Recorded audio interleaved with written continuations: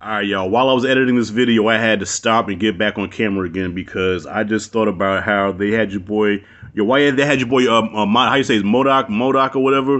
Yo, why they had your boy Modoc looking like the fucking head detective, yo? every time I saw him, I thought about a living color, the fucking head detective, man. I had to put that out there.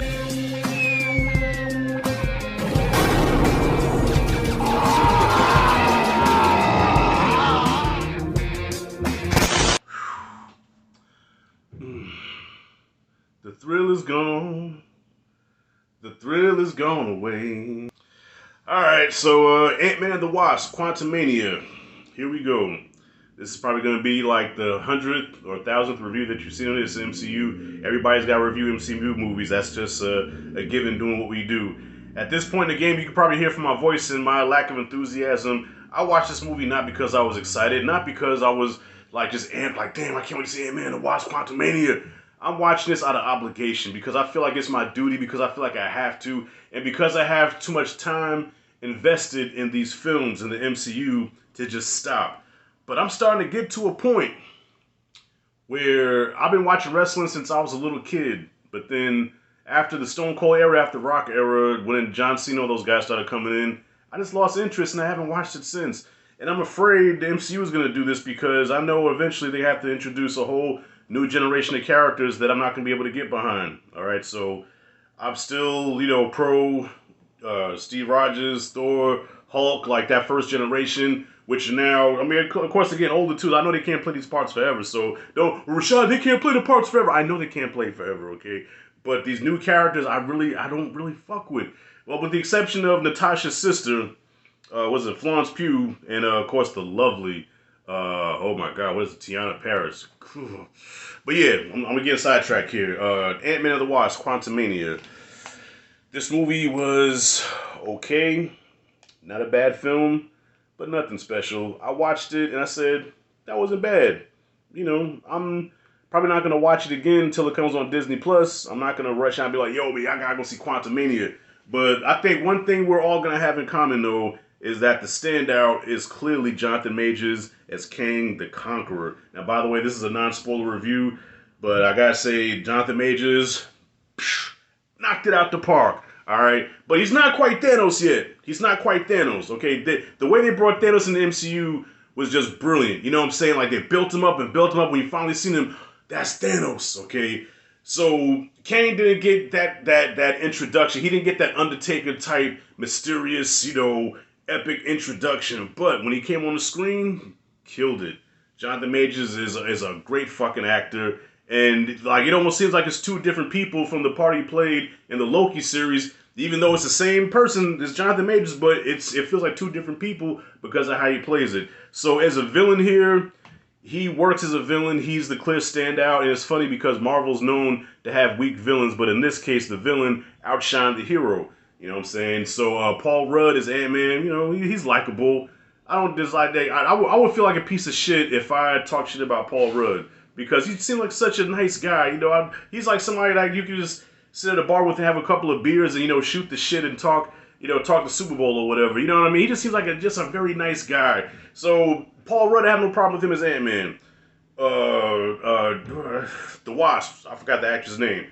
They work good together, okay? No issues there. Michelle Pfeiffer, Michael Douglas, everybody's good. They introduced the daughter, who I guess she's going to be the next generation Ant Woman or Wasp or whatever. She's going to be the next generation. I guess probably the new Avengers. She was fine. So I don't have a lot of gripes with this movie. There's nothing really I can go and say, well, I really hated this, I really hated that. This is just a cookie cutter, by the numbers Marvel movie that follows the formula that works, that's going to make it millions of dollars. So if it's not broke, don't try to fix it.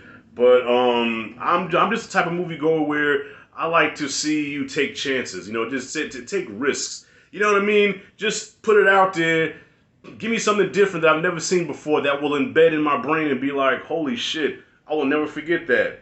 And there's nothing about this movie that made me think, damn, I'm never going to forget that. Now, the quantum realm itself, I thought was beautiful looking. It's very Star Wars. There was a few times I was thinking Star Wars, Attack of the Clones, New Hope, with the creatures and stuff and just the set design and all that. I was thinking, okay, this seems like something out of the Star Wars universe. And it looked nice, but at this point, it's like almost like if you've seen one MCU movie, you've seen them all. You got humor, you got a villain that wants to do something, and then they have a face-off at the end. So now that third act, okay, third act was good. Okay, I'll give it that. That final face-off between Kang and Ant-Man, I thought was tight. It was exciting, but there was a stretch. Now, yeah, if you watch my channel now, you know me. There was a stretch where yes, looking around, make sure nobody saw me. Yes, the second act was very boring.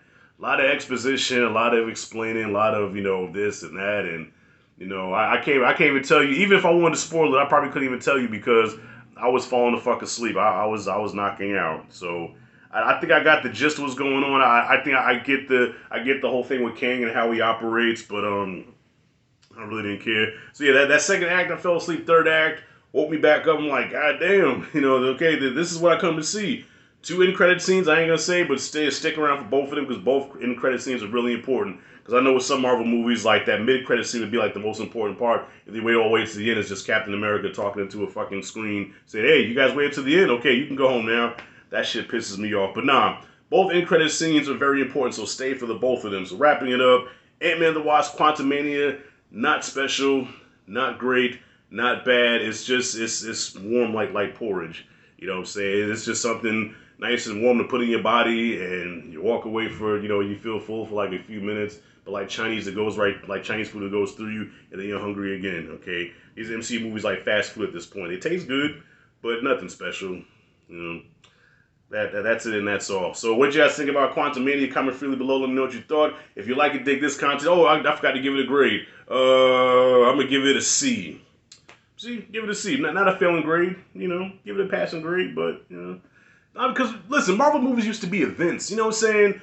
Like, go back 10 years ago, a Marvel MCU movie was an event. You looked forward to it. Like, yes, I can't wait to see the Winter Soldier. Yes, I can't wait to see the Avengers. Yes, I can't wait to see Age of Ultron. It was an event. And now they're like, all right, what we got next? Oh, the Marvels? Obligated, gotta go. Anyways, y'all, Rashad G signing out. See you in the next video.